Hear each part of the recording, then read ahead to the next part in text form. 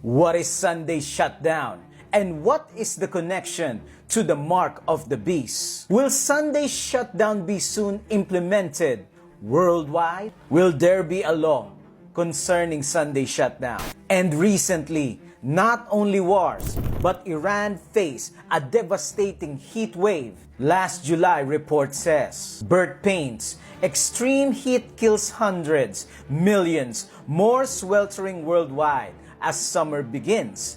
Deadly heat waves are scorching cities on 4 continents as the northern hemisphere marks the first day of summer, a sign that climate change may again help to fuel record-breaking heat that could surpass summer as the warmest in 2,000 years. Record temperatures in recent days are suspected to have caused hundreds, if not thousands of deaths across Asia and Europe. In Saudi Arabia, nearly 2 million Muslims, pilgrims, are finishing the Hajj at the Grand Mosque in Mecca this week, but hundreds have died during the journey amidst temperatures above 51 degrees Celsius, 124 degrees Fahrenheit, according to reports from foreign authorities. July 12, 2024, National Catholic Reporter says, Pope Francis referenced the heat headlines during his July 23 Angelus message in Rome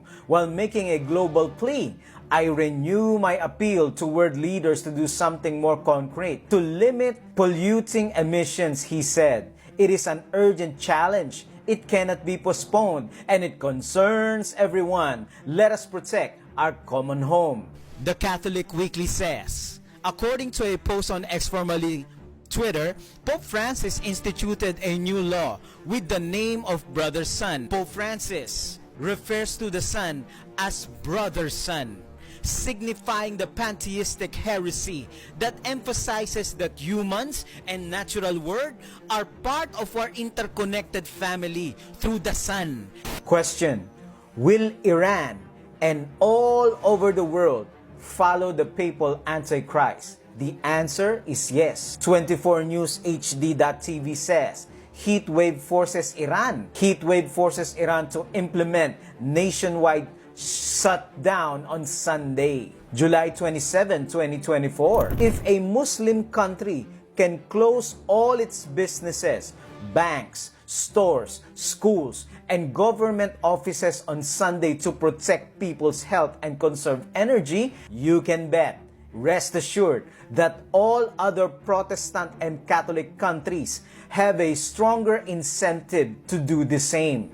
Iran, which is 99.4 Muslim, had declared Sunday shutdown and urged residents not to leave their homes due to climate crisis. After a season of extreme heat, Iranian politicians have ordered Sunday shutdown. 24newshd.tv reported Iranian banks and most government institutes will be closed on Sunday, and people were asked to avoid leaving home because of the scorching heat waves.